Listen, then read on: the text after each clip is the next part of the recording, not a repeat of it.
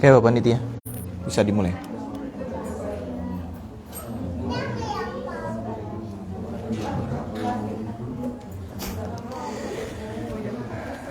Bismillah, kita mulai ya. Assalamualaikum warahmatullahi wabarakatuh. Innal hamdalillah nahmaduhu wa nasta'inuhu wa nastaghfiruh wa na'udzu bihi min shururi anfusina wa sayyiati a'malina. May yahdihillahu fala mudilla lahu wa may yudlil fala hadiya lahu. Wa asyhadu an la ilaha illallah wahdahu la syarika lahu wa asyhadu anna Muhammadan 'abduhu wa rasuluh. Ya ayyuhalladzina amanu taqullaha haqqa tuqatih wa la tamutunna illa wa antum muslimun. Ya ayyuhan nasu taqu rabbakumul ladzi khalaqakum min nafsin wahidah wa khalaqa minha zawjaha wa batha minhuma rijalan katsiran wa nisaa. Wattaqullaha alladzi tasaaluna bihi wal arham innallaha kana 'alaykum raqiba. Ya ayyuhalladzina amanu taqullaha wa qulu qawlan sadida yuslih lakum a'malakum wa yaghfir lakum dhunubakum wa man yuti'illaha wa rasulahu faqad faza fawzan 'azima. فإن أصدق الحديث كتاب الله وخير الهدى هدى النبي صلى الله عليه وسلم وشر الأمور محدثاتها وإن كل محدثة في الدين بدعة وكل بدعة ضلالة. Jamaah sekalian yang semoga selalu dijaga dan dibimbing Allah Subhanahu wa taala. Pagi hari ini alhamdulillah kita bisa berjumpa lagi. Kita masih banyak diberikan nikmat oleh Allah Subhanahu wa taala dan senantiasa akan banyak. Kemudian setelah kenikmatan yang Allah berikan itu, semoga kita juga bisa memanfaatkannya dalam ketaatan kepada Allah Subhanahu wa taala. Semoga Allah Subhanahu wa taala berkenan pula memberikan kita kenikmatan-kenikmatan yang bisa mengantarkan kita kepada kebaikan dan kenikmatan akhiratnya, selain kenikmatan dunia yang telah kita rasakan selama ini. Ikhwah sekalian yang semoga selalu dijaga dan dibimbing Allah Subhanahu wa taala. Alhamdulillah Allah Subhanahu wa taala memberikan kita kesempatan lagi untuk berjumpa.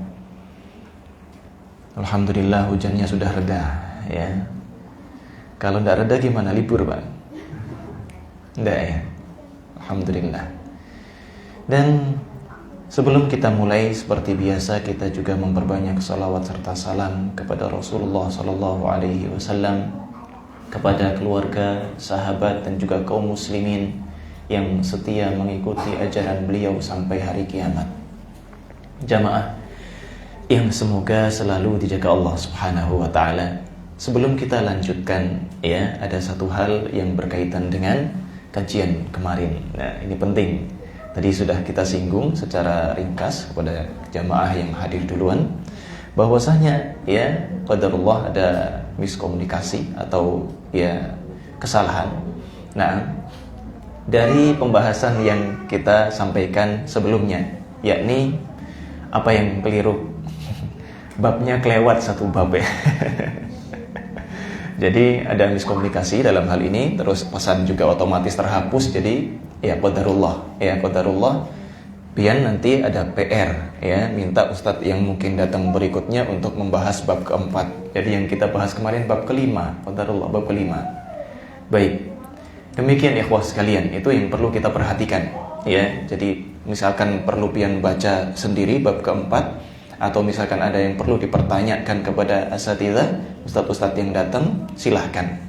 Juga misalkan dirasa perlu untuk membahasnya tersendiri di pertemuan berikutnya, maka pian bisa berpesan kepada ustadznya. Baik, ikhwah sekalian, kita akan mulai pertemuan kita pagi hari ini dengan membahas kitab fikih terlebih dahulu. Ya, kita akan bahas tentang fikih terlebih dahulu. Kita masuk ke bagian kelima ya dari kitab Thaharah. Nah, ikhwah sekalian, a'azzani wa a'azzakumullah. Beliau menyebutkan, kita pakai terjemahannya, kita baca dahulu sampai selesai ya. Nanti kita akan bahas atau kita akan tambahkan pembahasan mengenai hal ini. Bagian kelima tentang apa?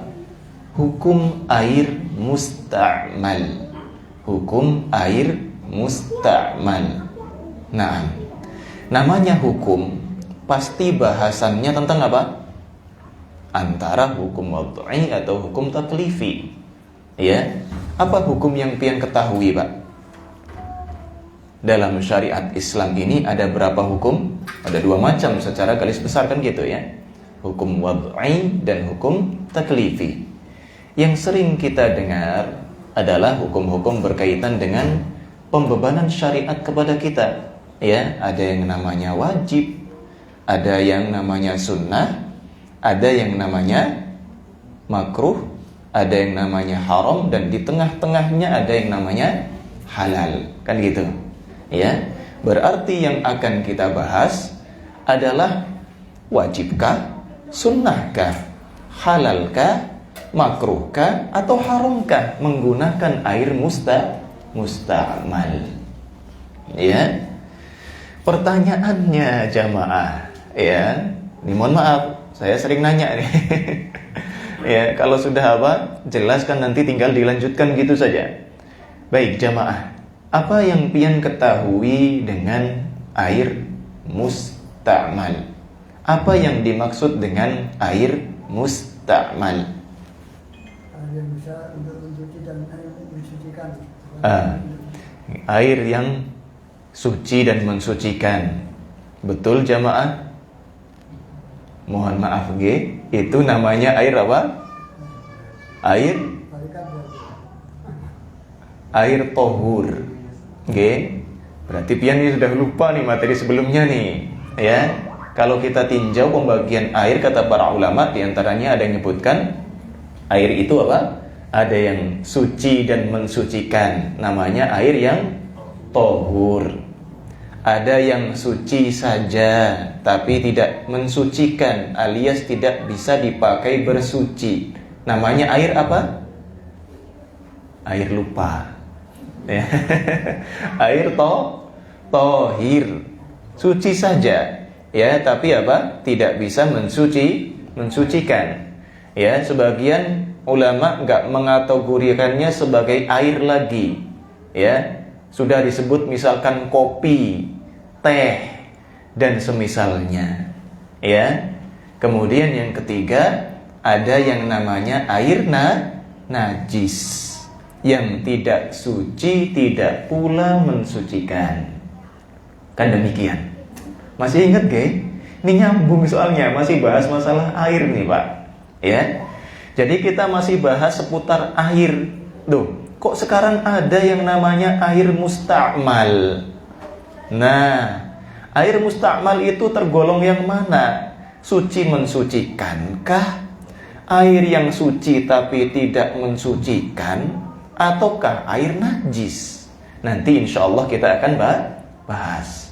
Pertanyaannya ya tadi, air musta'mal itu artinya apa secara bahasa? Air yang jatuh dari bagian tubuh seseorang yang menggunakan bersuci. Atau air yang berguguran, berjatuhan dari bagian tubuh orang yang bersuci. Bagus, itu secara istilah. Ya. Kalau secara bahasa, musta'mal berarti terpakai. Air yang terpakai. Ini kayaknya Pin udah baca kitabnya ya. Alhamdulillah. Kalau definisi yang disebutkan di sini atau di sebagian ulama, di sebagian kitab ulama yang lain kan seperti itu tadi. Ya.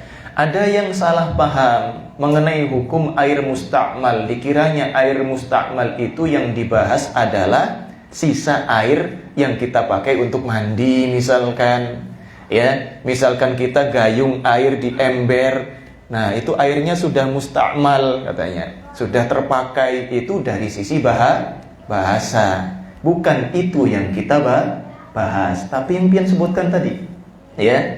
Jadi air musta'mal yang dimaksudkan di sini adalah air yang berguguran, yang menetes atau mengalir dari tubuh orang yang bersuci. Ya. Demikian, bukan sisa air bekas bersuci. Meskipun secara bahasa punya sisi makna sama-sama terpakai. Itulah yang akan kita bahas. Insya Allah jamaah ini semuanya sudah pernah belajar ini. Ini kan fikih toharo, ya, berarti dari dulu tuh sudah pernah tahu. Ya enggak? Sudah lupa.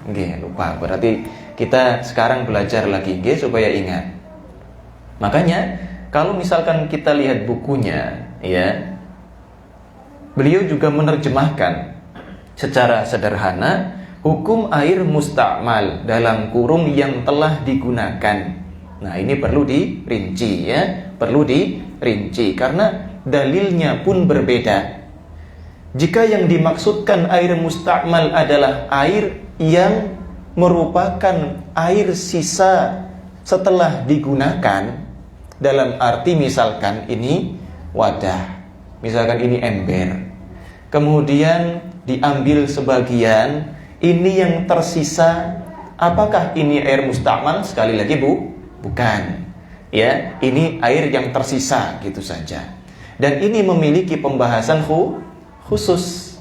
Apa hukumnya? Misalkan, ya, seseorang, misalkan seorang suami, ya, dia memakai air bekas mandi istrinya. Apa kira-kira hukumnya? Atau sebaliknya, misalkan ya suami istri sama-sama dalam kondisi junub, ya, gantian mandinya, ya. Suaminya dulu yang mandi, kemudian baru istrinya. Air di embernya air sisa yang dipakai pasangannya. Apa hukum memakainya? Maka di sini ada dua dalil yang nampak bertentangan. Nampaknya lo ya, ingat, nampaknya.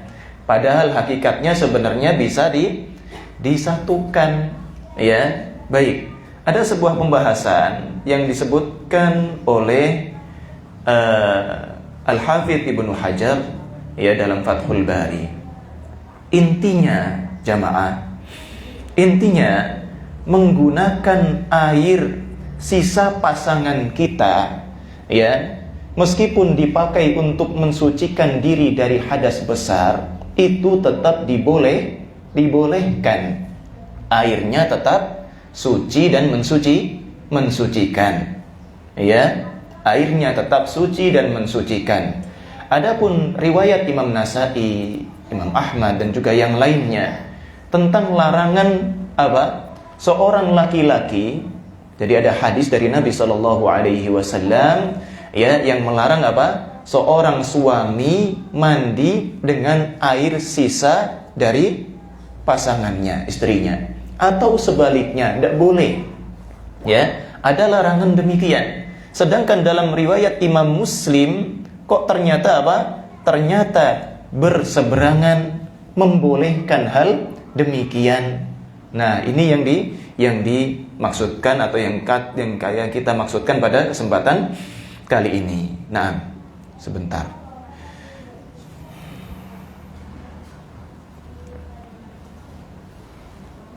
Ini kitabnya lain, ulun nukilkan ya, di kitab yang lain atau pembahasan ulama yang lain. Nah,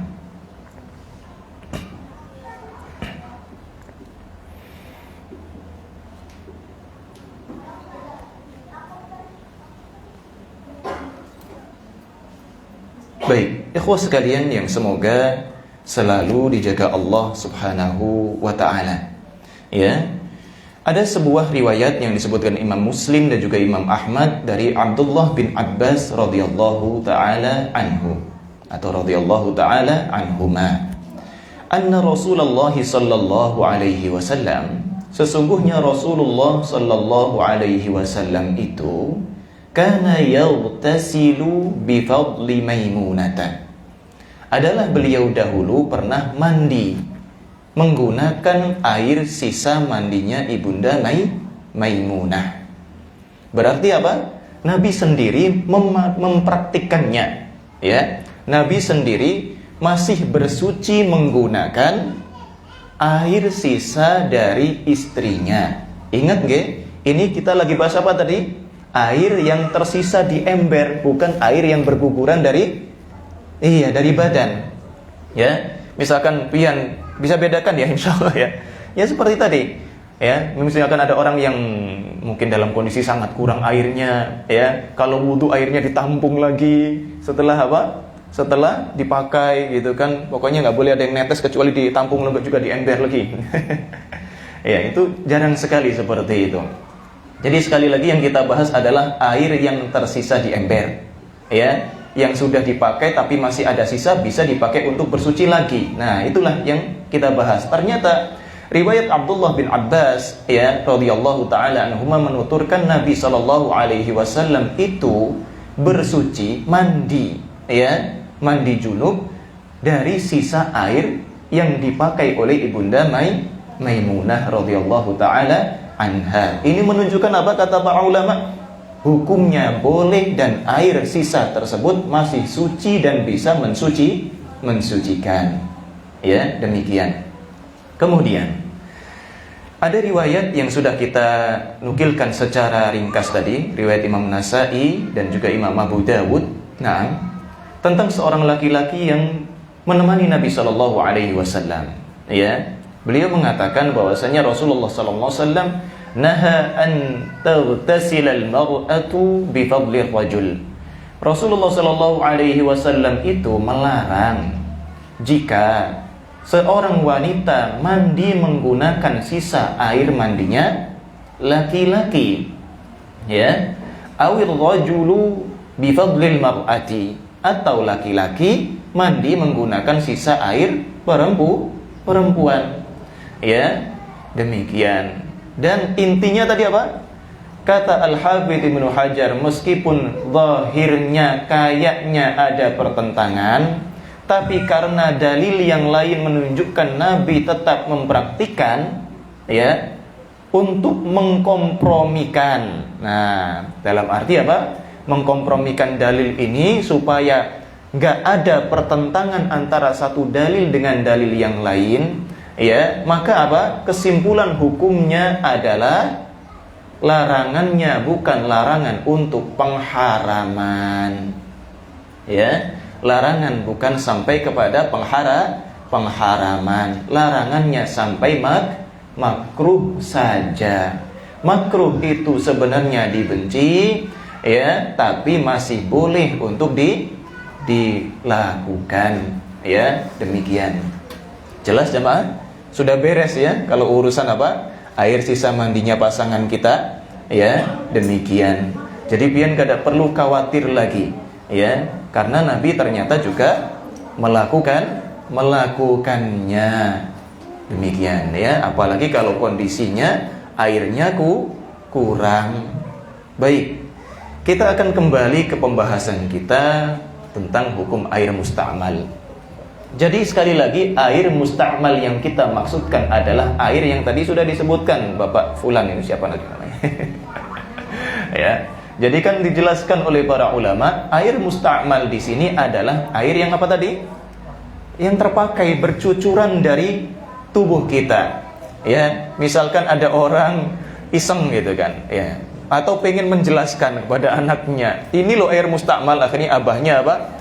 Mandi di atas ember supaya airnya apa? Tertampung lagi gitu kan? Atau wudu ditampung lagi. Ini air musta'mal, kalau yang itu airnya air sisa, gampangnya seperti itu. Ya, maka hukumnya berbeda. Demikian. Nah, jamaah rahimani wa rahimakumullah, ada suatu hal juga yang perlu kita ingatkan.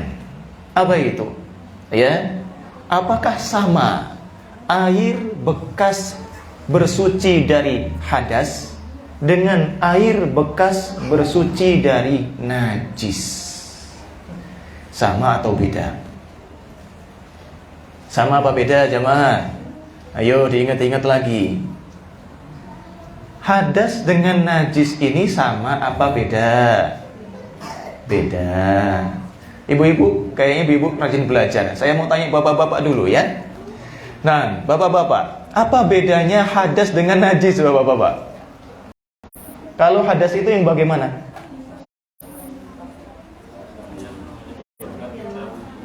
yang menyebabkan kita wudu? Kalau najis nggak menyebabkan kita wudu? Oh iya, sama. Kok jadi sama, weh? Ayo, bedanya apa?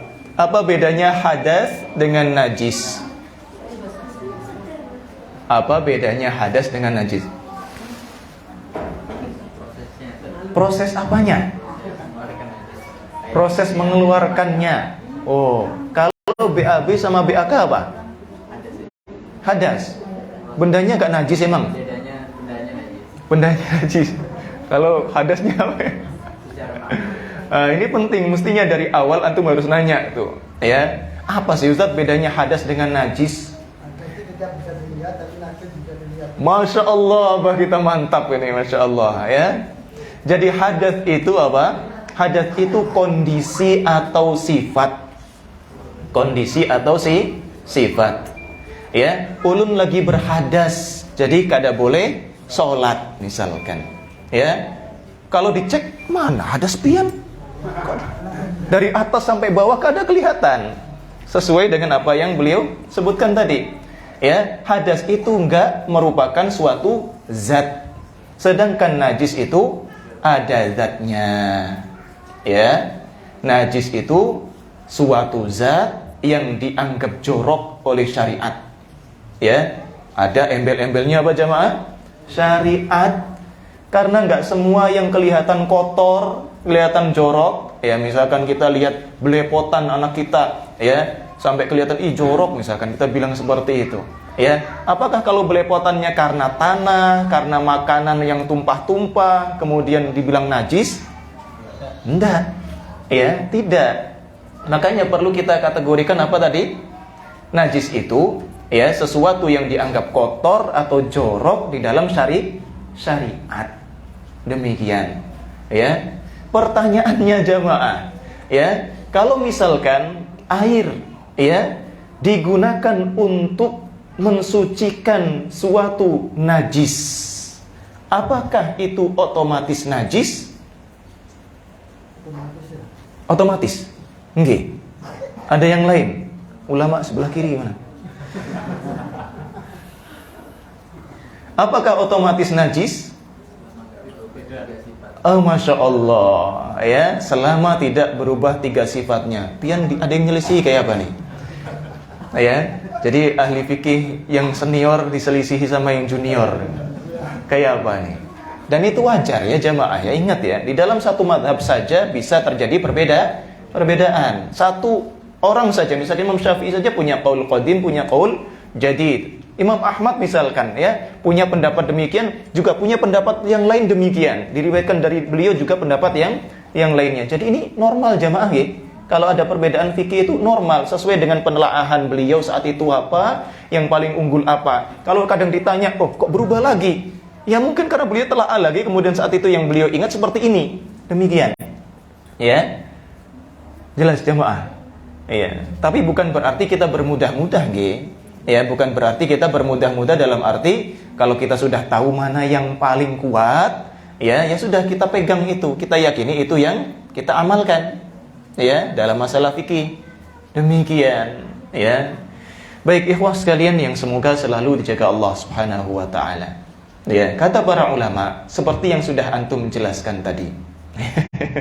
Ya, jika suatu air musta'mal yang dimaksudkan adalah air yang bercucuran dari badan kita misalkan kena najis dan air tersebut telah berubah karena kenajisannya, maka apa?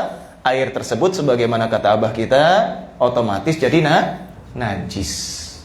Ya, makanya sebagian ulama menjelaskan air najis itu apa? Air yang bercampur dengan sesuatu yang najis sehingga menjadikannya najis. Itu air najis. Kalau airnya masih polos gitu kan, masih murni, maka apa? Maka itu suci dan mensucikan. Kalau air kelapa apa, Pak? Suci. Itu air tergolong air suci mensucikan, air suci atau air najis? Itu bukan air, itu sari kelapa itu, ya di dalam. Ya, lain Pak hukumnya, Pak. Itu bukan air. Ya, demikian. Itu bukan air, tapi apa? sari buah gitu Kak, atau apa pokoknya yang ada di dalam buah itu, ya. Dan itu sudah otomatis ada perasanya, ada rasanya yang Allah ciptakan di dalamnya, kan demikian. Berbeda dengan air yang murni, ya. Jadi air kelapa itu wallahu a'lam tidak tergolong dari air yang tiga ini. Itu cairan di dalam buah kelapa gitu aja, ya. Makanya apa? Enggak semua cairan itu disebut dengan air. Gitu nggih? Sepakat? Ya enggak apa-apa kalau ada yang enggak sepakat nih masalah fikih mah santai aja gitu kan. Tinggal apa? Nanti apa? Diskusi gitu. Baik, ikhwan sekalian yang semoga selalu dijaga Allah Subhanahu wa taala. Jadi kalau kita pakai air, airnya dipakai untuk mensucikan diri dari najis yang ada sama kita, di badan kita, di pakaian kita. Kemudian airnya berubah jadi najis, maka itu air najis. Tapi jika airnya banyak sekali, Masya Allah ya. Kayak misalkan yang itu tuh di sana kolam renang misalkan kuyur gitu kan. Nah itu sudah nggak jelas lagi mana yang najisnya, nggak ada kelihatan misalkan. Apalagi najisnya kecil sekali kadarnya, ya. Maka apa? Jika airnya nggak berubah menjadi air yang najis, maka tidak masalah menggunakannya. Itu nggih. Demikian. Itu kalau berkaitan dengan air yang najis. Air yang dipakai untuk mensucikan sesuatu yang najis. Jelas sudah? Jelas insyaallah. Pembahasannya bab thaharah mau gampang Ustaz. Masa udah dewasa kita diajarin kitab thaharah gitu. Enggak apa-apa, murojaah lagi kan gitu ya. Ulangi lagi enggak masalah. Kemudian yang kedua, ya, yang akan kita bahas ya adalah air yang berguguran dari badan kita, ya, yang telah digunakan untuk bersuci dari hadas. Ya. Pertanyaan, Pak. Pertanyaan. Apakah hadas itu bisa menular kepada air? Ayo. Kalau najis kan zatnya bisa tuh mempengaruhi airnya sehingga airnya berubah. Nah, sekarang kondisi sifat yang ada pada tubuh kita berupa sifat hadas. Apakah sifat hadas tersebut bisa berpindah kepada air? Nggak bisa, ya. Makanya dalam riwayat yang lain, ya, dalam riwayat Imam Ahmad dan yang lainnya, ya, ada riwayat bahwasanya innal ma'a la yujnib atau la yajnub. Sesungguhnya air itu tidak mengalami kondisi junub. Ya. Jadi misalkan air, ya, dari zahir hadis tersebut, ya, misalkan Pak, air kita pakai untuk mandi junub, kita pakai untuk wudhu, itu kan mengangkat hadas besar atau hadas kecil kan gitu ya. Nah, maka apa? Pada hakikatnya air itu tidak terpengaruh dengan sifat pada tubuh kita. Ya, makanya berdasarkan hal tersebut, ya, kita belum merujuk kepada dalil-dalil syar'i pendapat para ulama mengenai hal ini, ya. Kita baca atau kita bahas secara ringan dulu, ya. Baik. Disebutkan di kitab ini bahwasanya, ya, kita baca paragraf pertama, ya. Kita pakai kitab apa sih, Kak? Atau antum tahu? Fikih Muyassar. Tahu mazhabnya apa? Tahu? Syafi'i? Enggak itu. Lebih cenderung ke Hambali, ya, Hambali. Baik. Wah, ulun Syafi'i Ustaz. Bubar aja gitu. Jangan, ya. Jangan. Kita apa? Kita sikapi mereka sebagaimana mestinya, ya. Imam Syafi'i juga manusia, Imam Ahmad juga manusia. Baik. Kita pelajari pendapat mereka. Kita pelajari apa yang sudah mereka pelajari, kan gitu. Kita tinggal menelaah apa yang sudah mereka telaah. Jadi gampang aja, Pak. Masya Allah, alhamdulillah, kada perlu repot-repot lagi. Kita tinggal apa? Tinggal lihat hasil dalil yang mereka kumpulkan, metode pendalilannya seperti apa. Enak kita tuh. Baik, kata beliau, air yang sudah digunakan dalam thaharah, ya, air yang terjatuh dari anggota badan orang yang berwudu atau mandi adalah air suci dan mensucikan menurut pendapat yang sahih. Ya. Jadi menurut pendapat yang sahih, ya, terlebih di mazhab Hambali, ya, adalah bahwasanya apa? Bahwasanya air musta'mal bekas mensucikan hadas itu tetap suci dan mensucikan juga. Di antara dalilnya, nih mohon maaf langsung ulun singgung gak jadi baca semua. Ya karena ingat nanti takutnya agak kesampaian. Ya, di antara dalilnya adalah apa? Allah berfirman, wa anzalna minas sama'i ma'an tahuran. Dan kami telah menurunkan dari langit air yang tahur. Tahur itu mengikuti wazan fa'ul dari sisi bahasa. Oke. Kalau belajar shorof ada apa bentuk fa'ul, ya. Seperti kalau misalkan pian baca Al-Qur'an, ya. Syakur wa qalilum min ibadiyash syakur, ada juga sobur misalkan, ya. Itu menunjukkan apa? Di antara makna yang ditunjukkan dari sisi bahasa adalah terus menerus. Syakur berarti apa? Hari ini syukur, nanti syukur lagi, setelah itu syukur lagi, banyak bersyukur, ya. Sobur juga demikian, sobur juga demikian, sabarnya nggak cuma sekali, ya, tapi apa? Habis sabar, sabar lagi, sabar terus, ya, sampai mati, sampai meninggal dunia. Nah, ya, berarti kalau tohur, ya, ma'an tohuron, maka ini selaras dengan hadis Nabi SAW, ya, air itu apa? Suci, la yunajjisuhu syai'un, tidak dinajiskan oleh sesuatu pun jika memang belum berubah menjadi apa? Sesuatu yang najis. Berarti apa? Ma'an tohuron, air yang tohur, air yang apa? Yang terus menerus bisa dipakai untuk bersuci selama sifatnya belum berubah dari kemurniannya. Demikian, ya. Makanya apa tadi? Kata beliau, dan ini banyak dikuatkan oleh ulama kontemporer, ulama kontemporer, ulama yang dekat-dekat dengan zaman kita, ya. Mereka lebih memilih demikian, bahwasanya apa? Air yang berguguran dari tubuh kita, ya, dipakai untuk mandikah atau wudukah, misalkan tertampung dan tetap dalam kondisi suci, kondisi murni, maka apa? Maka tetap suci dan mensucikan, ya. Karena apa tadi? Pertama, air itu tidak tertulari hadas, ya. Air itu tidak tertulari hadas. Jelas jemaah? Kemudian firman Allah juga tadi apa? Allah sifati air murni itu dengan tohuron, terus menerus bisa dipakai untuk bersuci. Itu diantaranya, ya. Baik.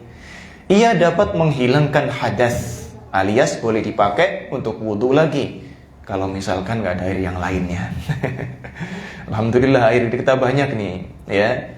Nah, makanya apa? Kalau Syekh bin Baz, ya, beliau ditanya, ya, beliau lebih memilih apa? Kalau pian bisa bersikap hati-hati, ya pakai yang lain aja. Ya, pakai yang lain saja. Karena apa? Karena memang para ulama juga apa? Perbedaannya sangat kuat dalam masalah hal ini, ya. Apakah air bekas kita bersuci itu boleh dipakai bersuci lagi atau enggak, ya? Banyak sekali ulama yang juga apa? Menyatakan enggak boleh, ya, demikian. Makanya misalkan belum ada tanaman, buat siram tanaman lah, enggak apa-apa. Kan airnya cuma air yang menetes-netes itu dari badan kita. Ya, demikian. Berarti itu sesuatu yang remeh. Nah, oh iya jamaah, menguatkan pendapat tadi adalah apa? Kalau misalkan, ya, misalkan ada yang berpendapat itu enggak suci, enggak mensucikan, alias jadi najis, ya, enggak bisa bersuci dengannya, maka apa? Tentunya air yang ada, air wudhu misalkan netes di sini, wah, ini kalau kena badan kita najis, berarti harus dilap, dibersihkan, dan itu sangat menyulitkan, bahkan na'udzubillah mungkin bisa kita katakan mustahil demikian, ya. Misalkan pian wudu dengan mencuci muka, ya, airnya netes, kena baju ulun gimana ini, kena air wudu. Ya, kena bekas air wudu. Ya. Kalau misalkan ada yang mengatakan itu najis, ya, maka apa? Otomatis nih baju harus dicuci nih. Demikian. Maka kalau ada yang berpendapat, oh, air musta'mal itu najis, tidak suci, tidak mensucikan, maka ini pendapat yang sangat lemah. Ya, tapi ada yang mengatakan apa? Mayoritas ulama, setahu kami, ya, menyatakan airnya suci saja, tapi enggak mensucikan. Ya, tohir saja.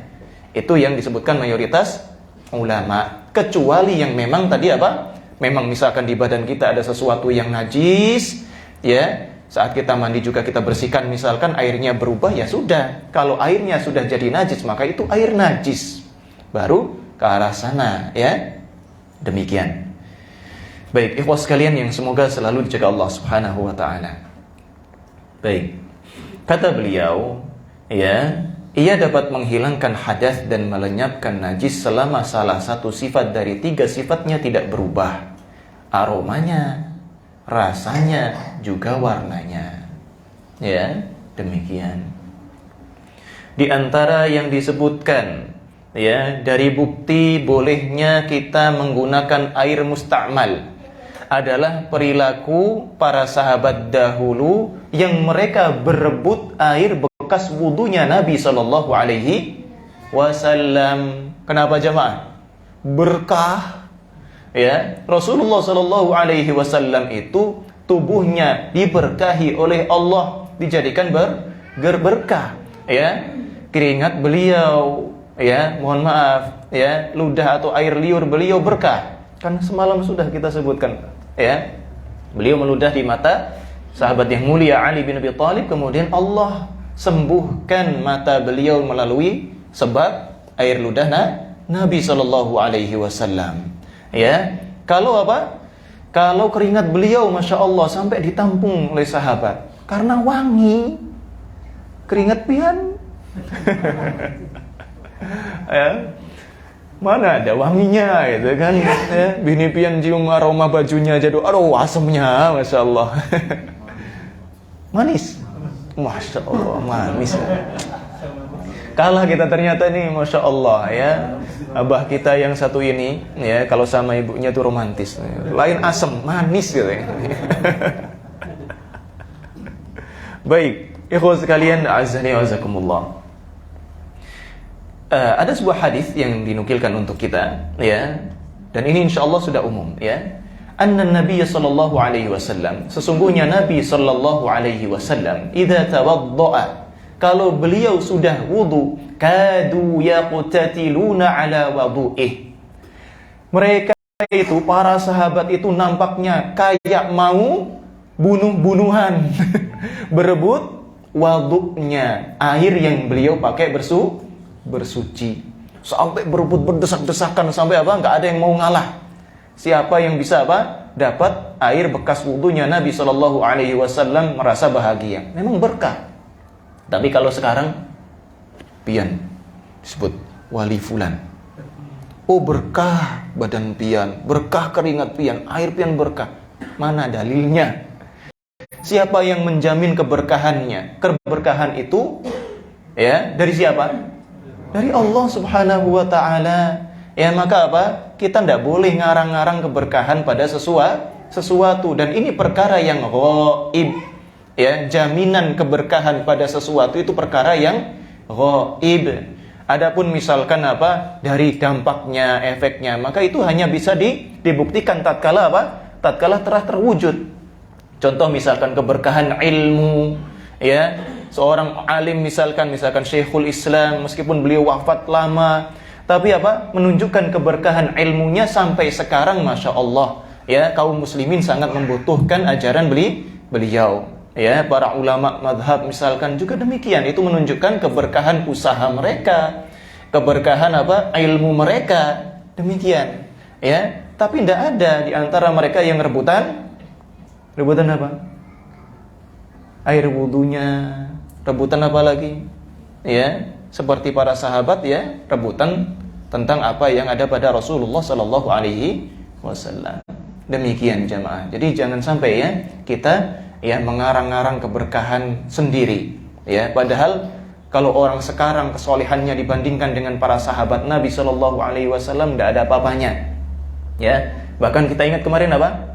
Kalau sekarang ada orang soleh, maka pahalanya itu terus ngalir buat mereka, buat para sahabat yang diajari Nabi dan mengajarkan kepada generasi berikutnya kepada generasi selanjutnya, kan kayak gitu. Ya, yang terdahulu ini fadilahnya besar sekali. Tanpa pian ngirim pahala, mereka sudah dapat pahala. Makanya pian jadi orang tua, kita sebagai orang tua jangan ragu-ragu ngajarkan kebaikan, jadi sebab kebaikan yang diamalkan anak-anak kita. Ya, belajar ngaji benar-benar kita ya, supaya apa? Bisa ngajarin anak kita. Supaya apa? Nanti anak kita tanpa mau ngirim surat ini surat itu, mereka siap ngaji, otomatis kita dapat pahala. Ya, nggak pakai acara-acara ngirim-ngiriman. Ya, sudah otomatis ngirim. Demikian. Baik, ikhwah sekalian ya azani wa azakumullah. Ya. Jadi para sahabat dahulu apa? Kadu yaqtatiluna ala wudu'ih. Ya. Kelihatannya tuh hampir aja bunuh-bunuhan. Rebutan apa? Air bekas wudunya Nabi sallallahu alaihi wasallam. Dan kita tahu di perjalanan safarnya Nabi sallallahu alaihi wasallam untuk perang, jelas enggak ada perdebatan sama sekali tentang, atau nggak ada pembahasan sama sekali tentang apakah boleh dipakai atau enggak. Mereka langsung pakai bekasnya Nabi Shallallahu Alaihi Wasallam. Padahal jelas airnya dikit, terbatas. Kemudian ya setiap kali gantian jamaah. Bayang, orang segini saja misalkan satu ember kecil buat wudhu gantian, pasti ada atau bahkan banyak air musta'mal yang terjatuh ke situ, kembali ke situ. Ternyata tidak ada perdebatan di antara mereka, nggak ada yang nanya kepada Nabi, Nabi ini masih boleh dipakai kah? Gak ada yang seperti itu. Kan sudah dipakai fulan, boleh dipakai kan? Gak ada yang seperti itu jamaah. Ini menunjukkan apa? Menunjukkan pada hakikatnya yang lebih tepat adalah apa? Air musta'mal itu tetap suci dan mensucikan, bukan suci saja. Ingat loh ya, kita tetap menghargai pendapat ulama yang telah berijtihad dan menyimpulkan suci saja. Ya, bukan kita menghinakan mereka, enggak, kita berterima kasih kepada mereka. Ya, atas usaha mereka. Jadi kalau antum dapati ada pendapat yang kurang kuat, ya antum jangan remehkan orangnya juga. Ya, tetap kita hormati, kita tetap terima kasih kepada mereka. Karena apa? Bisa jadi permasalahan ini mungkin beliau luput, permasalahan yang lain alhamdulillah beliau lebih unggul dibandingkan yang lain. Demikian. Ya. Jadi enggak otomatis ya. Nggak seperti sebagian orang yang mengatakan apa, kalau pendapatnya lemah otomatis orangnya salah semua gitu. Ya, demikian jangan. Ya, selama beliau memang benar-benar alim yang rabbani, ya, alim yang berdasarkan apa? Al-Qur'an Sunnah, ya, ijma' dan juga apa? Dalil-dalil yang syar'i lainnya, nggak ngarang-ngarang syariat sendiri, nggak bikin-bikin kedustaan di dalam agama, maka apa? Maka tetap kita ambil ilmunya. Demikian.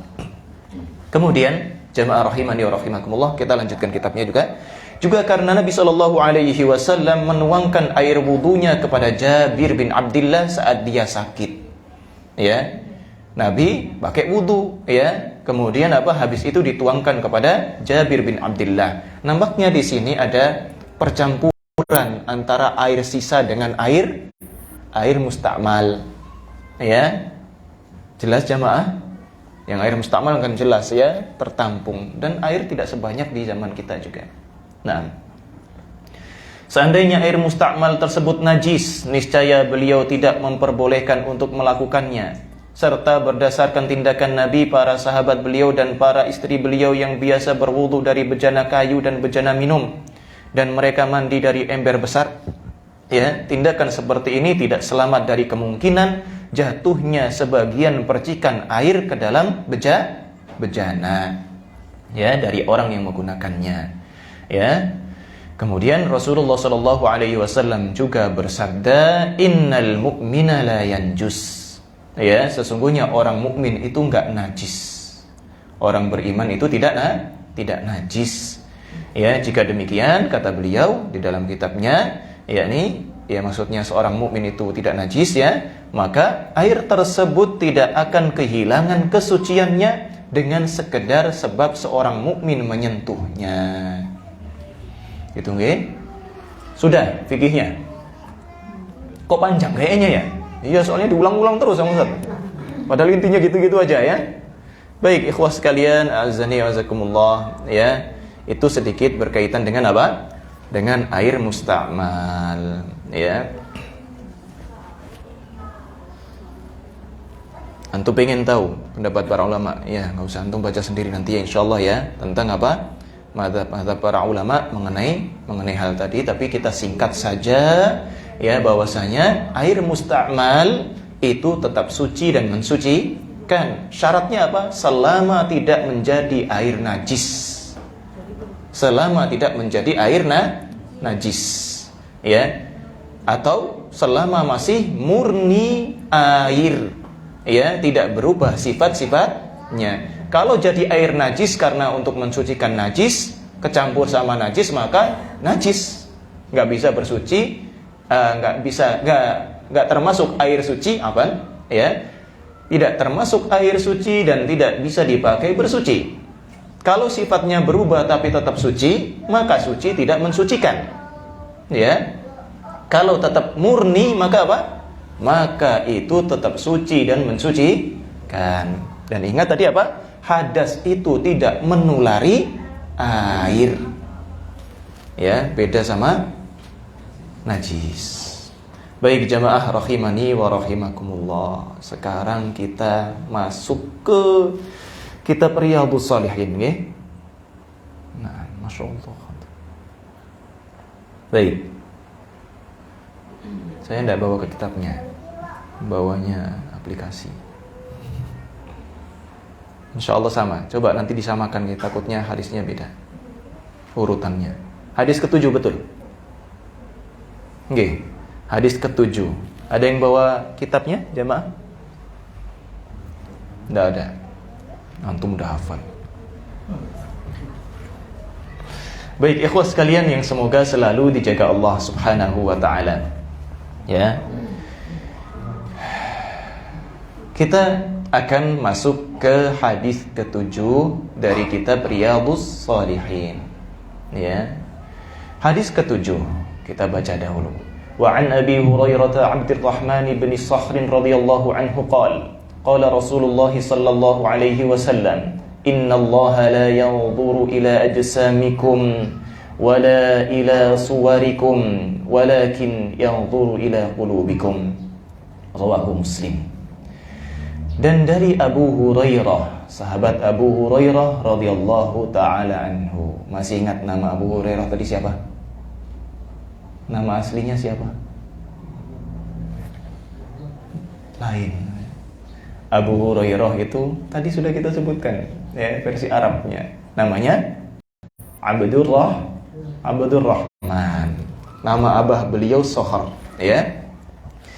Jadi kata Imam Nawawi dalam kitabnya, beliau menukilkan langsung, ya, tanpa sanad, ya, dari Abu Hurairah radhiyallahu taala anhu. Beliau namanya Abdurrahman bin Sakhr, ya, radhiyallahu taala anhu. Beliau mengatakan Rasulullah sallallahu alaihi wasallam telah bersabda, innallaha, sesungguhnya Allah itu la yanzuru, tidak memandang, ila ajsamikum, kepada raga kalian, enggak melihat fisik kalian, ya, wala ila suwarikum, tidak pula kepada bentuk kalian, ya, walakin yanzuru ila qulubikum, akan tetapi Allah Subhanahu wa taala memperhatikan hati kalian. Nah, selesai. Paham jemaah insyaallah ya? Ini hadisnya ringan sekali. Ya, hadisnya ringan sekali. Akan tetapi apakah secara total Allah Subhanahu wa taala tidak menilai sama sekali perihal fisik kita? Apa yang kita lakukan terhadap fisik kita, apakah tidak dinilai sama sekali? Ayo jemaah. Kan kata Nabi sallallahu alaihi wasallam, innallaha la yanzuru ila ajsamikum wala ila suwarikum. Kan gitu. Allah enggak melihat raga kalian, fisik kalian, enggak melihat kepada apa? bentuk kalian, ya. Yang Allah perhatikan itu hati kalian. Yang pertama jamaah, ini menunjukkan skala prioritas perhatiannya Allah Subhanahu wa taala. Ya. Dan bukan berarti amalan-amalan lahiriah dan termasuk yang ada pada badan kita nggak diperhitungkan sama sekali oleh Allah. Contoh, ya, Nabi SAW bersabda, "Kullu lahmin nabata min suhtin fannaru aula bih," atau kama qala. Ya, setiap daging ada pada badan kita kan? Allah perhatikan nggak? Ternyata Allah perhatikan juga. Ya, tapi pokok dari semuanya di antara apa? Yang paling utama penentu kebaikan dari fisik kita adalah hati kita. Ya. Nah, dan makanya dalam riwayat yang lain disebutkan wa a'malikum, dan juga perbuatan kalian. Ya. Dan inilah yang kita maksudkan berkaitan dengan fisik kita yang diperhatikan oleh Allah, bagaimana atau apa yang kita lakukan terhadap fisik tersebut. Contohnya tadi apa? Setiap daging yang tumbuh dari sesuatu yang haram, maka neraka lebih pantas buat dia. Ya, kan demikian. Makanya apa? Masih ingat kisahnya Abu Bakar radhiyallahu ta'ala? Ya, beliau sampai memuntahkan makanan yang telah beliau habiskan, sudah masuk ke perut semuanya, budaknya baru cerita, atau mantan budaknya baru cerita. Itu hasil nipu dulu. Saya pura-pura jadi dukun, laris juga.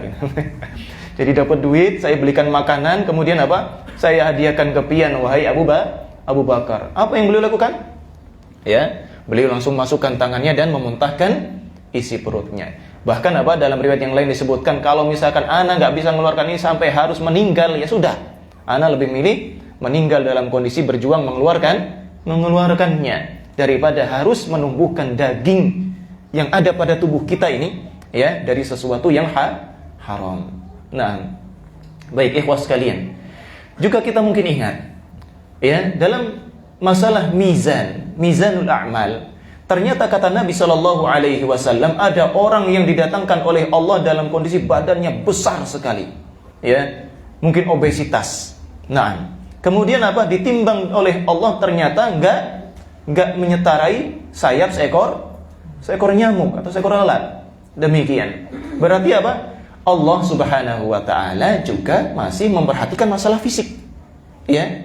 Tapi lebih cenderung kemana? Ini fisik dari mana? Kondisi fisik seperti ini dari mana? Makanya apa?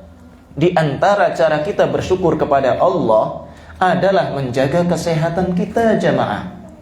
Kalau seseorang sengaja membahayakan dirinya dengan sebab apapun, mengkonsumsi sesuatu yang membahayakan fisik, narkoba misalkan, meskipun dia udah kebal, ya, meskipun dia udah nggak ngefek lagi dengan kadar narkoba demikian, tetap membahayakan fisiknya, maka tetap diperhatikan oleh Allah. Kalau fisiknya sampai rusak, dia akan dimintai pertanggungjawaban. Jadi fisik yang akan diperhitungkan oleh Allah adalah apa? Yang tampak, yang timbul karena amal perbuatan kita. Itu maksudnya. Jadi nggak secara total nggak diperhatikan sama sekali, ndak. Ya. Juga di sisi yang lain apa? Kita pun tahu Nabi SAW ya menyebutkan la'anallahul washimah wal mustawshimah, ya, dan seterusnya. Nabi bersabda bahwasanya Allah Subhanahu wa taala itu melaknat ya wanita-wanita tukang tato dan yang minta ditato, ya, apalagi yang nyabut bulu ini alih bulu matanya, ya. Dan demikian, ya. Dan di antara yang Allah firmankan di dalam Al-Qur'an, ya, tentang kisahnya iblis, mereka sampai apa? Sampai berkata, dan Allah abadikan, wala yughayyirunna khalqallah, aku akan gelincirkan mereka, aku akan sesatkan mereka sampai mereka merubah penciptaannya Allah. Jadi tindakan kita dalam masalah fisik kita ini pun diperhatikan oleh Allah. Contoh misalkan, ya, na'udzubillah, pian sudah dibentuk oleh Allah dengan bentuk sedemikian rupa, ternyata apa? Pian rubah-rubah, na'udzubillah. Kan sekarang ada orang aneh-aneh gitu kan, operasi plastik, Mukanya kada puas dibentuk apa? Kayak manusia mau dibentuk kayak apa? Kura-kura. Ya, macam-macam. Ya, naudzubillah min dzalik. Ya. Bahkan ya, seperti Syekh Muhammad bin Shalih, beliau tatkala ditanya tentang obat-obatan yang bisa memutihkan kulit. Kata beliau apa? Ya, entah itu obat-obatan, ya, ana akan ungkapkan dengan ungkapan ana, semoga ini tepat persis seperti apa yang beliau maksudkan. Entah itu obat-obatan atau operasi atau metode apapun, jika merubahnya secara permanen, ya, itu apa? Diharamkan. Misalkan kulit kita ini kan Masya Allah, ya manis kan gitu ya. Demikian, ya, manis, kayak coklat manis. Kalau coklatnya udah jadi ya, tapi kalau belum masih asam ya. Nah, baik ikhwah sekalian, misalkan kita apa, nggak puas dengan penciptaan Allah dengan warna kulit kita seperti ini, kemudian disuntik, operasi yang mengakibatkan warna kulit berubah secara permanen, maka ini termasuk merubah penciptaannya Allah. Ini termasuk yang dilaknat, yang diharamkan oleh Allah. Ya, akan tetapi kalau misalkan kayak ibu-ibu, ya, untuk apa? Untuk mempercantik diri di hadapan suami, Masya Allah, ya, maka metode apapun selama itu bukan merubah secara permanen, ya, maka apa? Maka itu masih dibolehkan. Pakai apa misalkan obat, efeknya sementara, ya, pakai apa lagi? Serum kana nggak tahu. Ya. Dan yang semisalnya, kalau efeknya sementara saja, kata Syekh Muhammad bin Shalih, tetap dibolehkan. Dan secara umum bahkan Al-Imam Ibnul Jauzi juga dahulu membolehkan. Demikian, ya. Jadi kalau pian hendak merawat istri, ya, supaya lebih cantik, kinclong gitu kan, bahasanya kan glowing katanya. Ya, boleh ya, dengan apa? Bahan-bahan yang bersifat sementara, ya. Kalau untuk merubah secara total, ya, sifatnya permanen, maka itu diharamkan. Ya, makanya ini penekanan, ya, karena seakan-akan atau takutnya ada yang salah paham, Allah nggak memperhatikan fisik, berarti kalau masalah fisik kita apa-apain nggak apa-apa dong, kan nggak Allah perhatikan kan gitu. Bukan demikian, ya. Tapi tetap ada batasan. Masalah lahiriah pakaian juga ada syariatnya, ya. Nggak boleh tasyabuh juga diperhatikan. Berarti ini menunjukkan sebenarnya penekanan prioritas utama yang Allah perhatikan itu adalah hati, ya. Makanya apa? Amalan hati ini, kata para ulama, adalah penentu kebaikan lahiriah kita. Oke. Demikian ikhwah sekalian, a'azzani wa azakumullah. Walakin yanzuru ila qulubikum. Ini menunjukkan pentingnya keikhlasan. Ya, ibadah sebaik apapun itu, kalau hatinya menyimpang, ya, mempersembahkannya untuk selain Allah, maka nggak bakal Allah terima, ya. Maka itu termasuk dari sesuatu yang dimurkai Allah Subhanahu wa ta'ala. Nah, jadi harus sinkron antara lahir dengan batinnya. Baik. Sebagian ulama menuturkan, ya, sebagaimana kita sebutkan tadi, hadis ini menunjukkan, mengingatkan kepada kita, gitu ya, agar kita memperhatikan perihal hati kita, jamaah. Pian hati-hati dengan hati pian, ya, harus waspada, diawasi terus supaya nggak sampai lepas. Karena apa? Ya, coba contoh, ya, lagi sholat aja jamaah, pikirannya kadang kemana-mana, ya. Sholat jamaah bukannya fokus antara dia dengan Allah, tapi mikirnya apa? Gimana nih? Sholat ulun sama nggak dengan sebelah, udah bagus belum ya? Kira-kira komentar orang sebelah dengan sholat aneh yang seperti ini kayak gimana ya? Ada aja kayak gitu, ya. Nah, subhanallah, hati ini kadang liar, ya. Makanya apa? Hati-hati pian dalam masalah hati, diawasi terus supaya apa? Suci, ya, rajin digosok.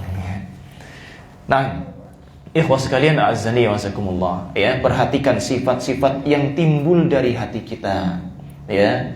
Jangan biarkan muncul. Jangan ridho dengan adanya penyakit hati. Misalkan udah ada masalah sama orang, malah dibumbu-bumbui terus, bukannya berusaha memaafkan, malah ditambah sakitnya, nyakitin diri sendiri. Ya, demikian. Ya, bukannya berusaha memaafkan, ngajarin hati supaya lapang, malah apa? Malah dicarikan bumbu, cari kawan yang pintar provokasi supaya makin emosi. Walla'iyadzubillah. Ya. Dan kata para ulama menunjukkan apa? Pentingnya untuk meluruskan tujuan hati kita. Ya, tashihul maqasid. Tujuan hati kita dalam melakukan sesuatu ini, Masya Allah, harus ditata sebaik-baiknya. Ya, sudah sering jemaah masalah keikhlasan ini diingatkan. Amalan ringan bisa jadi berat di sisi Allah karena apa? Karena niatnya. Ya, karena tujuannya luar biasa. Ya, demikian. Ini tidak perlu dijelaskan lagi nih. Contoh itu udah banyak, dan kajian kayak gini tuh udah banyak sekali masalah hati ini. Ya, sedekah dikit, ya tapi apa? Gak benar-benar karena Allah, gak ada pengen dipuji sama sekali. Bisa jadi lebih mulia daripada yang nyedekahkannya banyak. Pengen dibilang dermawan. Ya, demikian. Itu pentingnya meluruskan niat.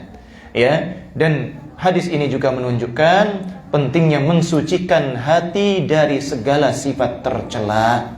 Ya, masing-masing tahu penyakit hatinya. Ulun kada tahu hati pian kayak apa. Pian paling tahu tentang kondisi hati pian sendiri. Pian mungkin punya permasalahan dengan orang lain yang tidak saya miliki. Ya, saya juga mungkin ada permasalahan yang tidak pian miliki. Sehingga apa? Masing-masing paling tahu tentang penyakit yang ada di dalam hatinya, paling tahu mana yang harus diobati. Ya, demikian. Baik, ikhwah sekalian, a'azzani wa a'azzakumullah. Makanya kata sebagian ulama juga, ya, di antara penentu kualitas ibadah seseorang adalah hatinya. Buktinya apa? Buktinya tingkat keimanan yang bukan sekedar iman adalah ihsan. Tatkala orang beribadah kepada Allah, seakan-akan dia bisa melihat Allah. Ya, atau muraqabah. Sedikit di bawahnya, ya, dia beribadah kepada Allah Subhanahu wa taala dengan hati yang merasa selalu diawasi oleh Allah. Ya, itu di antara pentingnya urusan hati. Nah, ana yakin kok kayaknya ini udah dijelaskan di pertemuan-pertemuan sebelumnya itu. Kan masih berkaitan semuanya tentang hati. Baik. Berkaitan atau masih masih sinkron dengan hadis sebelumnya. Kita masuk ke hadis yang ke-8. Berapa menit lagi jemaah? 15. Lamanya, Masya Allah. Dikasih bonus sama panitia. Ya. Hadis ke-8. Ya. Kata Al-Imam An-Nawawi rahimahullahu taala, wa an Abi Musa Abdullah bin Qais al-Asy'ari radhiyallahu anhu qala. Dan dari sahabat yang mulia Abu Musa al-Asy'ari. Nama aslinya Abu Musa al-Asy'ari siapa? Abdullah bin Qais. Okay. Jadi dari Abu Musa al-Asy'ari yang nama aslinya Abdullah bin Qais radhiyallahu taala anhu, beliau mengatakan, Su'ila Rasulullah sallallahu alaihi wasallam. Dahulu Nabi sallallahu alaihi wasallam, ya, Rasulullah pernah ditanya, anir rajuli, perihal seorang laki-laki yang yuqatilu syaja'atan, ada yang dia berperang karena memang dia pemberani. Ya, di sini siapa yang paling berani? Nah, jadi ada orang berperang karena memang apa? Dia berani, ya. Dia makanya kalau baris, ya, paling depan terus, ya. Kemudian apa? Wa yuqatilu hamiyatan, dan ada orang yang berperang karena hamiyah atau hamiyah, semangat. Ada juga yang menerjemahkannya dengan kesombongan karena memang dia sombong, anak badannya gede, anak sakti, ya, anak jago silat. Ya. Jadi dia apa? Dia hamiyah, semangat karena apa? Masya Allah, bisa praktek alhamdulillah sekarang. Misalkan dipanggil sama pemerintah untuk perang, ya, nggak ada senjata api misalnya. Oh, anak jago, bisa main golok bisa. Nah, misalnya kayak gitu, ya. Ada orang yang berperang karena dorongan hamiyah, semangatnya entah semangat dari pribadinya sendiri, entah hamiyah karena kesukuan, ya, semangat karena apa? Fanatik kepada golongan misalkan, ya. Wa yuqatilu riya'an, dan ada orang yang berperang karena riya, karena mengharapkan pujian. Mana yang paling baik? Ya, kata sahabat tersebut kepada Rasul sallallahu alaihi wasallam, "Wahai Rasulullah, mana yang lebih baik, Rasul?" Ya, ini baik semua enggak? Ya. Kalau misalkan apa yang satu dan kedua misalkan dorongannya karena yang benar ya benar ya, bisa dibaikkan gitu kan.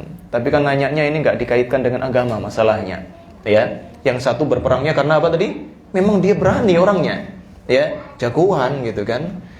Yang kedua karena apa? Karena semangat, karena sombong, atau karena apa? Dorongan, fanatisme, kesukuan dan semisalnya. Yang ketiga karena apa? Karena riya, karena mengharapkan sanjungan orang. Mana yang ayyudzalika fi sabilillah? Manakah yang termasuk di jalan Allah, wahai Rasul? Ya, manakah yang termasuk di jalan Allah? Jadi mungkin ngiranya sahabat ini zahirnya orang yang perang misalkan, ya, itu cuman apa? Cuman 3 alasan ini. Kayaknya fulan itu dia berani perang karena memang pemberani. Kalau yang itu terdepan itu karena apa? Semangat. Yang satu lagi, karena memang Masya Allah pengen disebut pahlawan. Ya, demikian. Zahirnya kita mungkin akan sekedar menilai kayak gitu kan, karena urusan hati kan gak ketahuan. Demikian. Makanya beliau bertanya, yang mana Rasul yang di jalan Allah? Kan gitu. Apakah boleh semuanya di jalan Allah? Ya. Demikian. Faqala Rasulullah sallallahu alaihi wasallam, maka Rasulullah sallallahu alaihi wasallam pun bersabda, "Man qatala, barang siapa yang berperang, litakuna kalimatullahi hiyal ulya, supaya kalimat Allah menjadi yang tertinggi." Maka apa? Fahuwa fi sabilillah, maka ia terhitung berjuang di jalan Allah. Ya. Demikian jemaah. Hadis ini muttafaqun alaihi. Nah, kemudian Abdullah bin Abbas radhiyallahu taala anhu menuturkan bahwasanya maksud dari kalimat Allah adalah la ilaha illallah, menegakkan tauhid. Ini berkaitan dengan pembahasan kemarin yang sudah kita sebutkan. Baik, jamaah rahimani wa rahimakumullah. Berarti gimana? Kalau orang berperang karena berani, apakah itu di jalan Allah, jamaah? Iya enggak? Iya. Kok ini manggut-manggut? Iya benda. Manggut-manggut ini, manggut-manggut iya apa manggut-manggut enggak? Ya, kalau beraninya karena berani untuk membela agama Allah, ya betul di jalan Allah. Jadi meskipun disebutkan kayak tadi, Rasulullah jawabnya lain. Pokoknya apa? Selama dia benar-benar ikhlas, ya, untuk menegakkan kalimat tauhid, maka apa? Maka dia termasuk di dalam jalannya Allah, ya. Demikian. Jadi kalau ada orang yang berjuang tapi kelihatan semangat sekali tanpa ada unsur untuk apa? Untuk membela agama Allah, untuk menegakkan agama Allah, maka dapatnya cuman pujian, dapatnya cuman kepuasan, melampiaskan apa? Semangatnya, ya. Nggak dapat apa-apa di sisi Allah Subhanahu wa taala dari jihadnya. Ya. Demikian. Baik, ikhwah sekalian. Jadi sekali lagi, orang yang berperang dengan keberanian nggak sepenuhnya salah selama lurus niatnya. Jadi keberanian bisa selaras dengan keikhlasan, ya. Itulah nantinya yang akan mengantarkan keberanian dan perjuangan beliau untuk menjadi sesuatu yang diakui oleh Rasul itu di jalan Allah. Ya, demikian pula kalau pian punya semangat. Ya, ingat ya, jihad nggak modal semangat saja. Ya, tapi pian juga harus tahu mana jihad yang syar'i, mana yang bukan. Ya, sehingga nggak serampangan. Ya, yang enggak mestinya diperangi ya, yang mestinya masih dalam proses didakwahi buru-buru langsung dibom bunuh diri, ya, ngeri kan, ya. Baik, Ikhwah sekalian, a'azzani wa azakumullah. Ya, jadi ada orang yang tadi kata Nabi sallallahu alaihi wasallam apa? Kata Nabi, sahabat tersebut bertanya apa? Ada yang berperang karena semangatnya, ya. Semangat. Kalau semangatnya karena semangat pribadi, karena apa? Faktor fanatik kepada suku atau golongan, maka apa? Itu tentu bukan di jalan Allah, nggak diakui oleh Rasul sallallahu alaihi wasallam. Tapi yang diakui kalau semangatnya karena ingin menegakkan la ilaha illallah. Ya, demikian. Kalau riya secara syar'i maksudnya di sini tentunya nggak bakal termasuk di jalan Allah. Kalau riyanya dalam definisi syar'i, ya. Tapi kalau sekedar apa? Pengen nyontohkan, kan riya supaya apa? Dilihat orang. Aneh ini, ya. Orang yang apa? Punya anak-anak yang merhatikan. Pengen apa? Dicontoh oleh anak-anaknya, menjadi contoh bagi kaum muslimin yang lainnya dengan tujuan mengajarkan, dilihat dengan tujuan supaya mengajarkan, anak berani ke depan, ayo nak semuanya kita ikut jihad di jalan Allah misalkan, ya, dalam jihad yang syar'i, ya. Jelas kira-kira jamaah, ya. Jadi nggak semuanya di sini apa? Ya, dikategorikan sebagai sesuatu yang negatif, ya. Tapi pakainya apa? Intinya, kalau semua niatnya benar-benar karena Allah, ya, dengan metode jihad yang benar, maka itu di jalan Allah, ya, demikian. Tapi kalau niatnya bukan karena untuk menegakkan agama Allah, maka apa jamaah? Maka niatnya sesuai dengan apa atau yang dia dapatkan hanyalah sesuai apa yang dia niatkan. Demikian.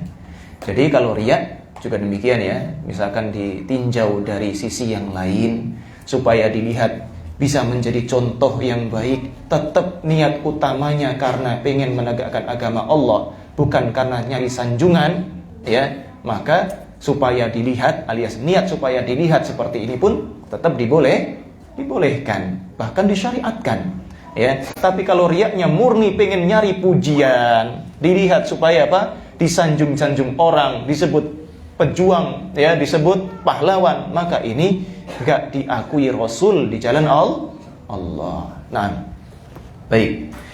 Makanya kata ahlul ilmi mengenai hal ini, ya, dalam hadis ini menjelaskan bahwasanya amalan itu tergantung dan terhitung dari apa? Atau berdasarkan niatnya. Nah, yang berikutnya.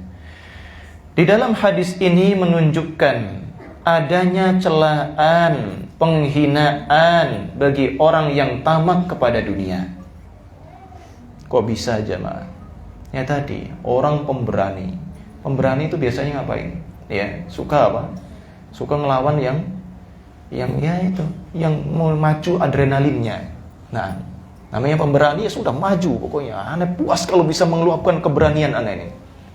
Sekedar mendapatkan apa? Nafsunya, tamak untuk melampiaskan nafsunya. Na'udzubillah kalau psikopat. Ya, demikian. Wa yuqatilu hamiyah. Ada yang apa? Berperang karena apa tadi? Semangat saja. Entah semangatnya misalkan, wah karena Masya Allah ini, ya kalau menang dapat ghanimah banyak, harta rampasan banyak, yang bisa apa? Buat foya-foya nanti, kan gitu. Ya, makanya apa? Diingatkan ada tindakan tercela, niat tercela, yakni apa? Tamak terhadap dunia. Nah, apalagi sekedar pengen dipuji orang, riya tadi. Nah, baik. Kemudian di dalam hadis ini juga dijelaskan bahwasanya meskipun kondisinya peperangan jamaah, ternyata nafsu pun tetap nyari kesempatan. Ya, dalam kondisi perang pun nafsu pun tetap apa? Berusaha untuk nyari kesempatan menggelincirkan. Jelas jamaah. Perang jamaah ya ikhwah, Masya Allah. Ya, perang itu bukan perkara yang sepele kan. Resikonya kalau kalah meninggal dunia. Ya, lawan musuhnya, waduh, punya musuhnya gonal-bonor nih. Ya, bahaya seperti ini kan. Tapi apa? Ternyata subhanallah, setan tetap ngasih was-was. Ya, nafsu pun tetap apa? Pengen menggelincirkan supaya apa? Supaya nanti sia-sia perbuatan atau amal soleh yang besar yang kita perjuangkan. Demikian, ya. Kemudian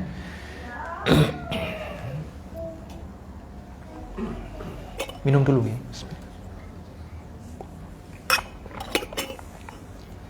Di dalam hadis ini jamaah, ya, ada penetapan dari Nabi Shallallahu Alaihi Wasallam bahwasanya jihad yang diakui oleh Allah hanyalah jihad untuk apa? Menegakkan kalimat tauhid.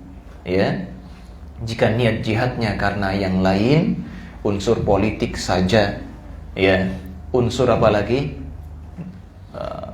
Perluasan wilayah saja. Tanpa apa? Tanpa hendak memperjuangkan kalimat Allah, maka apa? Ini tercela. Nah, baik.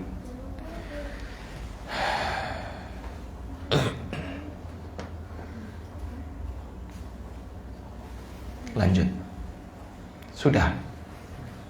Baru 2. Ya.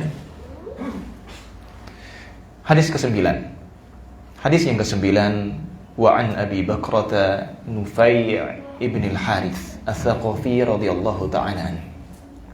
Kata Imam Nawawi, ada sebuah hadis dari sahabat yang mulia Abu Bakrah, namanya Nufai'. Abu Bakrah, ya, sahabat namanya Abu Bakrah. Ada Abu Bakar, ada Abu Bakrah lain, ya. Nah, Abu Bakrah nama aslinya Nufai' bin Harith Ats-Tsaqafi radhiyallahu ta'ala anhu. Kata beliau, anna Nabiy sallallahu alaihi wasallam qala, sesungguhnya Nabi sallallahu alaihi wasallam telah bersabda, idzal taqal musliman, jika ada 2 muslim berjumpa, bisayfaihima, dengan kedua pedangnya, fal qatilu wal maqtulu finnar, maka yang membunuh maupun yang dibunuh sama-sama di neraka. Nah, qultu, Nufai' bin Harith bertanya, penasaran sehingga bertanya kepada Nabi sallallahu alaihi wasallam, ya Rasulullah, hadzal qatil, wahai Rasulullah, ini yang pembunuh memang kita paham kan ngomongnya seperti itu. Fama balul maqtul, maka bagaimana wahai Rasul, kok orang yang terbunuh bisa juga masuk neraka? Ya, kata Nabi sallallahu alaihi wasallam, innahu kana harisan, sesungguhnya yang terbunuh itu juga bersemangat ala qatli sahibihi, ya, bersemangat, berkeinginan untuk membunuh lawannya. Sebenarnya kawannya.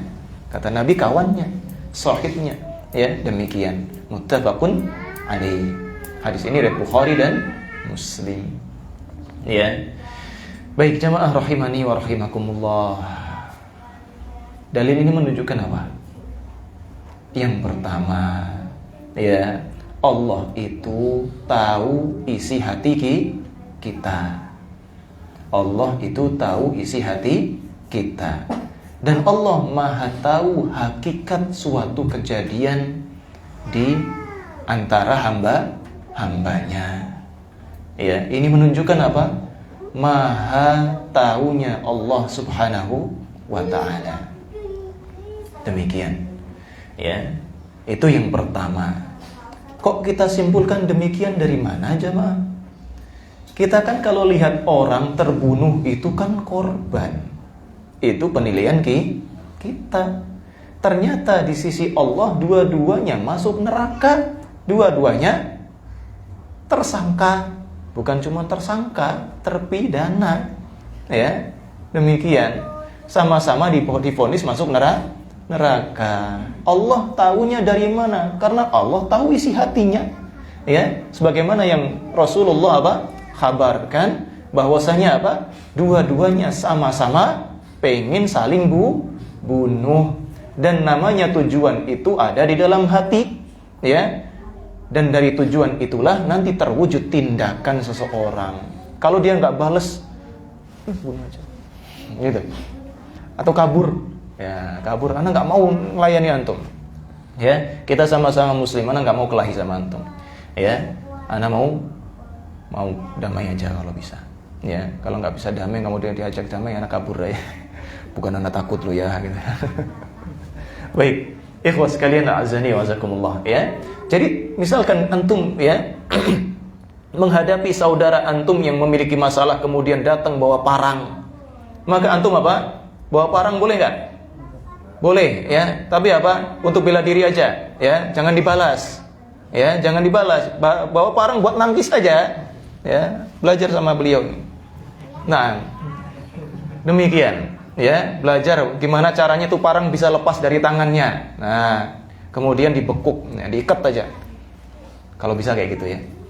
Kalau nggak bisa kabur tuh.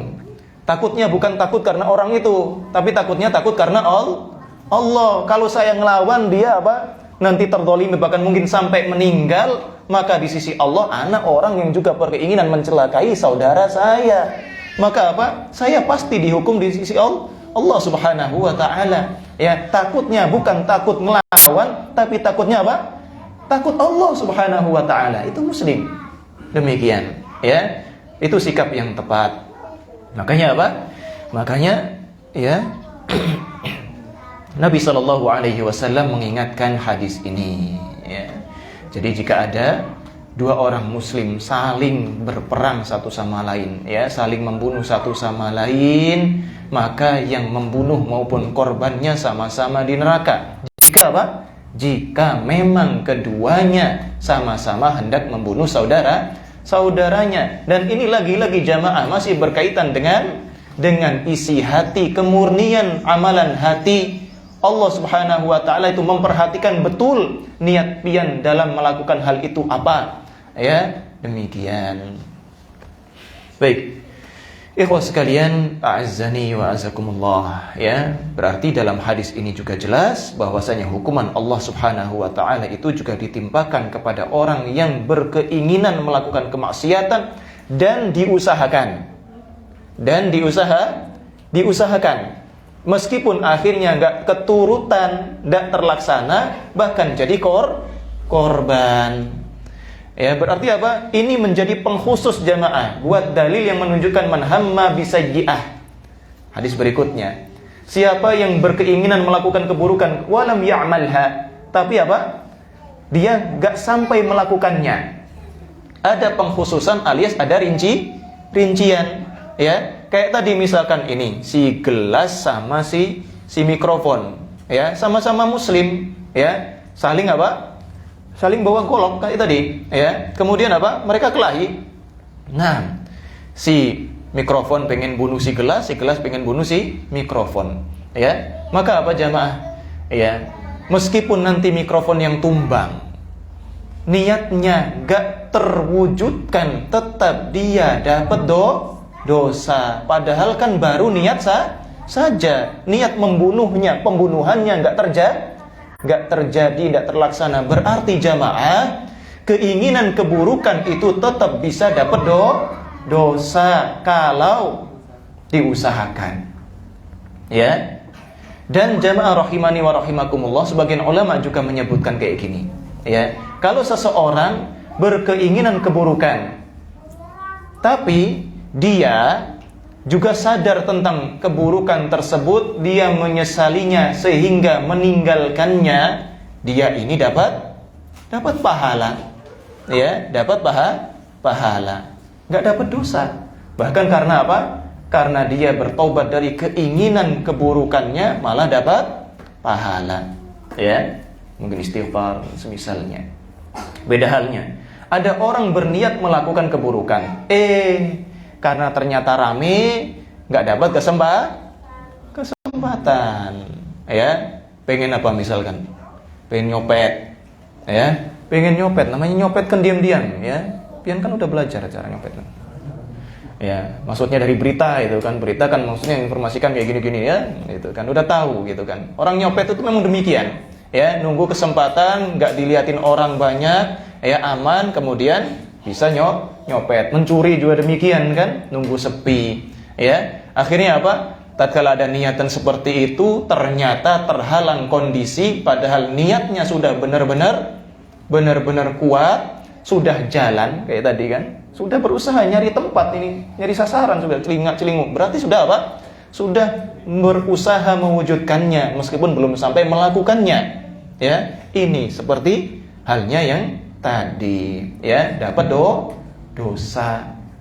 Jadi nggak semua niat buruk itu nggak dapat dosa sama sekali, ya. Tapi apa? Kalau memang tersadar sehingga dia tinggalkan, nggak dapat dosa.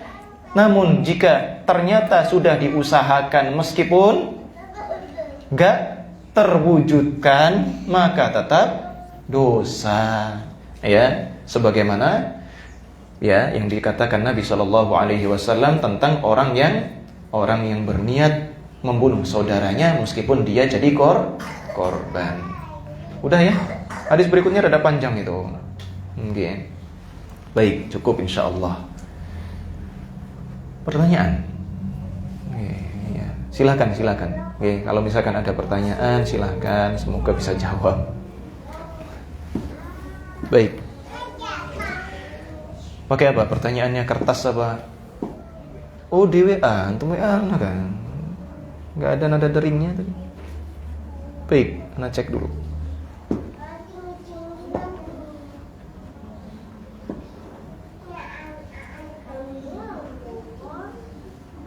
Ada beberapa pertanyaan, 3 pertanyaan yang masuk. Yang pertama, saya bacakan. Apakah mewarnai rambut dibolehkan? Ini insya Allah tahu semua, guys, sudah hukumnya ya. Mewarnai rambut itu hukumnya apa? Boleh, asal tidak berwarna hitam, ya. Terus sebagian ulama yang lain juga menjelaskan, ya, selain nggak boleh warna hitam, jangan juga mewarnai sesuatu yang menyelisihi adab, ya. Misalkan warnanya apa? Hijau, biru, merah, kuning. Kayak anak pang gitu. Kalau ada kebiasaan yang menyerupai orang-orang fasik, tidak boleh ditiru. Ya, itu dari sisi yang lain. Sedangkan dari sisi dalilnya sendiri, ya, mewarnai rambut itu boleh, ya. Tapi apa? Tidak boleh dengan warna hitam. Tapi di sini kok ada lanjutannya? Ya, intinya kalau ditanyakan mengenai hukum mewarnai rambut boleh nggih? Ya. Soalnya kata beliau dengan panjangnya rambut yang diwarnai akan bergeser dan bisa dipotong. Maksudnya apa nggih? Mohon maaf, kalau kelanjutan kalimatnya saya tidak paham. Apa hubungannya mewarnai rambut dengan setelah diwarnai bergeser kemudian dipotong? Wallahu a'lam. Ada yang paham kasusnya? Pun? Kira-kira rambut yang diwarnai segini ya. Ini bergeser ke belakangan, ini bisa dipotong, itu maksudnya gitu kira-kira. Hilang warnanya sudah kalau dipotong. Oh, warnanya hilang kalau dipotong. Itu panjangnya bisa. Oh, ya enggak apa-apa, enggak ada hubungannya, enggak masalah, ya. Jadi panjangnya rambut, ya, misalkan bagi perempuan, apalagi disenangi sama suami, masya Allah, pengen panjangkan, alhamdulillah, ya, niatkan supaya membahagiakan suami. Oh, suami ulun kan sukanya ngelus-ngelus rambut ulun, masya Allah, ya. Maka apa? Ya, pian senangkan, dapat pahala juga pian, masya Allah ibu-ibu, ya. Diwarnai, ya, supaya suaminya bahagia, masya Allah, ya. Tidak masalah, ya, boleh. Tapi seperti tadi hukumnya, ya. Kalau nanti panjang, pian dak warnai lagi yang sudah makin panjang, ya sudah silahkan, nggak masalah. Tidak ada masalah sama sekali. Baik. Kemudian yang kedua, sholat saya selalu mikir kemana-mana. Apakah sholat saya tidak ada yang diterima? Jazakallahu khairan. Ya. Syarat diterimanya ibadah secara umum apa? Harus ikhlas dan sesuai tuntunan Rasul Shallallahu Alaihi Wasallam. Ini kalau diterima dan tidaknya pian bisa lihat dari sana, ya. Masing-masing tahu praktiknya, masing-masing tahu niatnya. Itu jelas. Kemudian apakah sah dan tidaknya itu apa? Termasuk di dalamnya dipersyaratkan gak mikir yang lain sama sekali? Jawabannya apa? Tidak. Ya, jawabannya tidak. Nanti belajar syarat sah sholat. Apakah dalam syarat sah sholat disebutkan tidak boleh memikirkan sesuatu yang lain sama sekali. Bisa biasa pian ngulang terus lu sholat. Karena apa? Hampir tidak ada orang kecuali apa? Pasti di dalam sholatnya pernah atau mungkin beberapa kali terpikirkan sesuatu yang lain. Ya, makanya para ulama nggak menjadikan hal itu sebagai syarat. Berarti sholatnya masih sah selama niatnya lurus, ikhlas karena Allah. Dan yang kedua, sholatnya, metodenya, tata caranya sudah sesuai dengan tuntunan Rasulullah. Adapun apa? Tumaknina atau khusyu'an, ya, kalau tumaknina kan rukun. Kalau kekhusyu'an itu ada yang menyatakan bahwasanya namanya tumaknina kan tenang tentram. Berarti khusyuk itu tumaknina. Ada yang menyatakan demikian. Ya, ada yang membedakannya. Namanya khusyuk berarti sesuatu yang lebih. Ya, sesuatu yang lebih. Berarti apa? Misalkan kekhusyuannya kurang, berarti pahala sholatnya kurang. Itu saja. Tapi kalau urusan sah dan tidaknya, insya Allah tetap sah selama hukum-hukum syariat tentang sholatnya dipenuhi, ya, rukunnya, wajibnya terlaksana, syaratnya terpenuhi, maka sah. Tapi kalau tanyanya diterima atau tidaknya, tolak ukurnya yang bisa kita jadi perkiraan adalah apa? Adalah ikhlaskah kita, ataukah apa?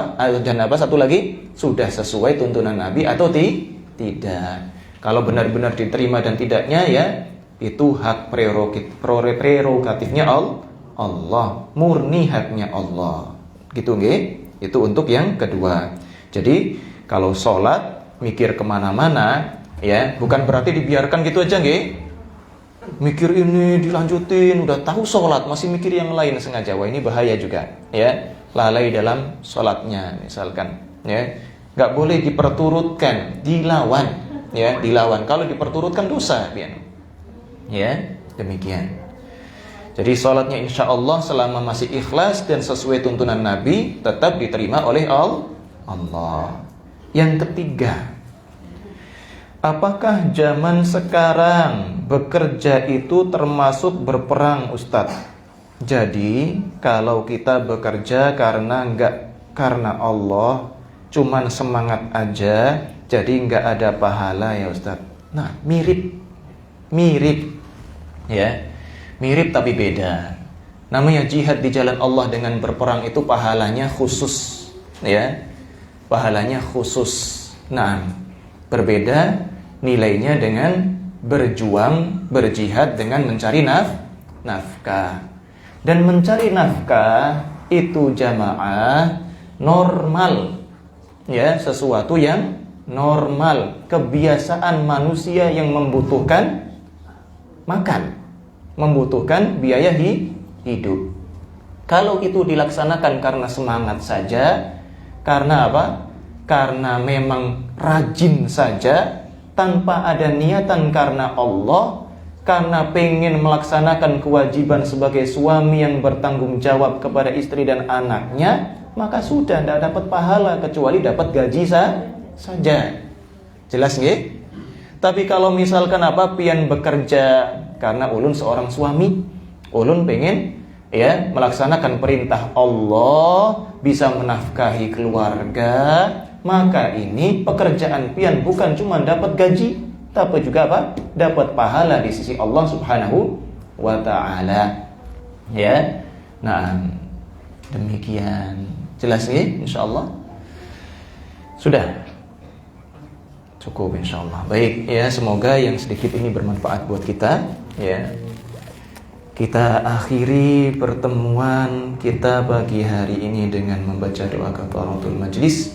Subhanakallahumma bihamdika asyhadu an la ilaha illa anta astaghfiruka wa atubu ilaik. Sallallahu ala Muhammad wa ala alihi wa sahbihi wasallam.